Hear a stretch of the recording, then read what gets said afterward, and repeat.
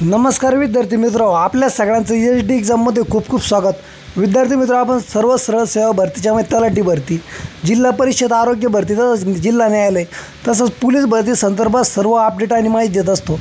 आज आपण अत्यंत महत्त्वाची माहिती अपडेट आणली आहे। विद्यार्थ्यांनी कशा प्रकारे सावध व्हावं, या पुढील जी आता जिल्हा न्यायालय भरती प्रक्रियेची जी रिस्पॉन्स शीटनंतर निवड याद्या, प्रतीक्षा याद्या लागणार आहेत, डॉक्युमेंट व्हेरिफिकेशन होणार आहे, त्या संदर्भात तुम्ही कशा प्रकारे सावध व्हा, त्या संदर्भात न्यूज असल्यामुळे शेवटपर्यंत व्हिडिओ बघा। चॅनलवर नसेल की चॅनलला सबस्क्राईब करून घ्या।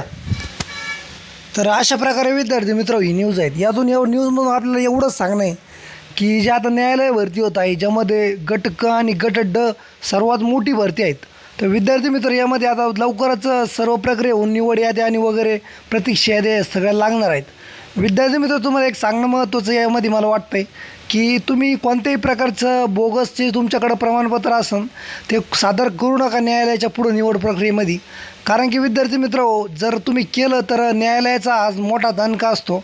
एक वेळेस तुम्ही कोणत्याही भरतीमध्ये दुसऱ्या गैरप्रकार करून जरी केला तरी तुम्हाला काही दिवसामध्ये म्हणजे क्लीन चिट भेटू शकते। परंतु न्यायालयाचा भरती प्रक्रिया ही अलग असती, यामध्ये न्यायालयाचे निर्णय असतात, न्यायालयाचे अधिकार असतात। त्यामुळे विद्यार्थी मित्र, न्यायालयामध्ये जर तुम्ही गुंतले तर अवघड होईल। कारण की आता आरोग्य भरती झाली, ज्यामध्ये आता विषय असा आहे की जे लोकांनी बोगस प्रमाणपत्र सादर केली त्यांची फेरतपासणी होणार आहेत। आणि विद्यार्थी मित्र, न्यायालयसुद्धा आता पुढे जी तुमची भरती होईल यामध्ये सर्व कागदपत्राची फेरतपासणी 100% करणार आहेत, ज्यामध्ये हजारो विद्यार्थ्यांची फेरतपासणी होणार।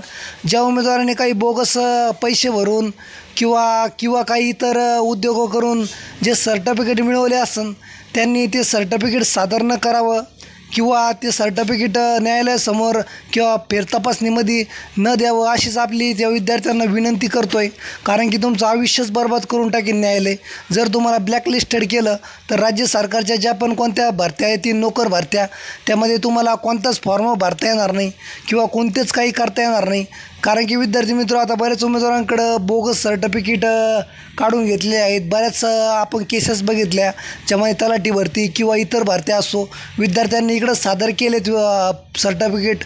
त्यामुळं विद्यार्थी बरेच उमेदवार असे होते ज्यांच्यावर कारवाई वगैरे झाली, परंतु त्यांनी परत दुसऱ्या भरतीसाठी पात्र पण झालते ते।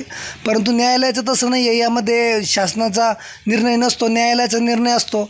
त्यामुळं विद्यार्थी मित्र, तुम्ही कोणतंही बोगस सर्टिफिकेट असेल तुमच्याकडं किंवा इतर काही असेल ते तुम्ही सादर करू नका, हीच तुम्हाला कळकळीची विनंती आहे।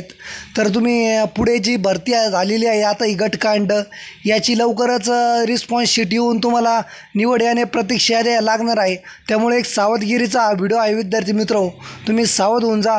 आणि अशाच माहितीसाठी चॅनलवर